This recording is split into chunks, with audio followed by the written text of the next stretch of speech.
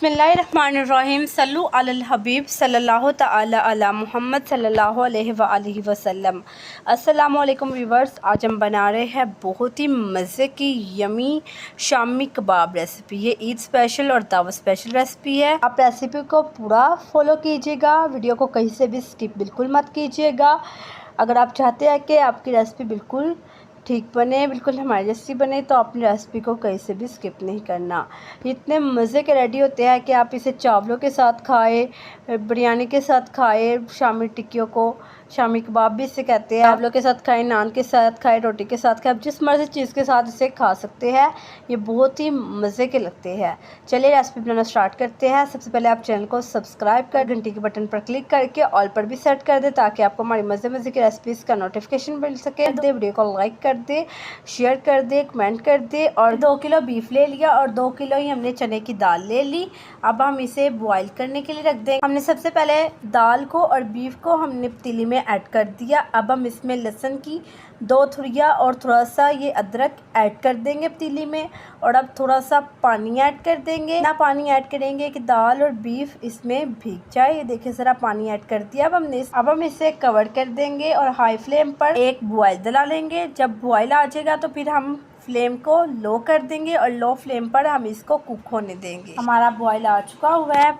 अब हम इसमें स्पाइसेस ऐड करेंगे, जिसमें है 1 टेबलस्पून नमक, 1 टेबलस्पून सुरख मिर्चों का, हाफ टेबल स्पून दादर मिर्चों का, 1 टेबलस्पून मिक्स गरम मसाला ऐड करेंगे। 8 से 10 हम इसमें गोल मिर्ची ऐड करेंगे और 8 से 10 हम इसमें हरी मिर्ची ऐड करेंगे और हाफ टेबल स्पून हल्दी ऐड करेंगे। इन तमाम अज्जा को ऐड करने के बाद हम इसे कवर कर देंगे और लो फ्लेम पर हम इसे कुक होने के लिए रख देंगे। और इसका सारा पानी हम सुखा लेंगे और फिर हम इसे ठंडा कर लेंगे, रख लेंगे। ऐसे ही पड़ा रहने देंगे 1 से 2 घंटे और बाद में हम इसको ग्राइंड करवा लेंगे मशीन में। बिस्मिल्लाहिर्रहमानिर्रहीम। ये देखिए व्यूवर्स, अब हम शामी कबाब रेडी करने लगे हैं।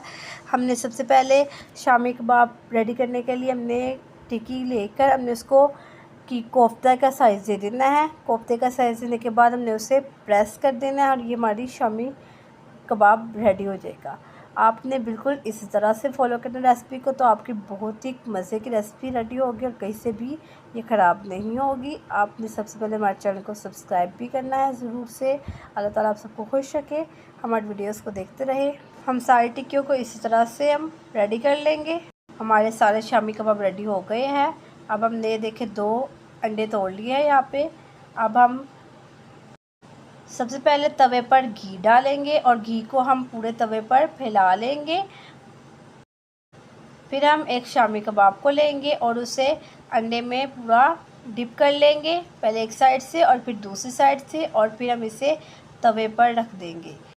इस तरह से हम सारे शामी कबाब को अंडा लगाकर तवे पर हम डाल देंगे। और अब हम शामी कबाब को एक साइड से 1 मिनट फ्राई करेंगे और फिर इसे पलट कर दूसरी साइड से 1 मिनट फ्राई करेंगे और फिर हमारे शामी कबाब रेडी हो जाएंगे।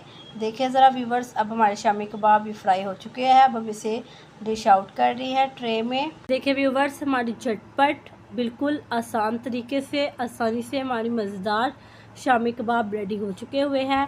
ये बहुत ही मज़े के रेडी हुए हैं और डिलीशियस और लुक में भी बहुत ही मज़ेदार और टेस्टी है। आप ज़रूर ट्राई कीजिएगा।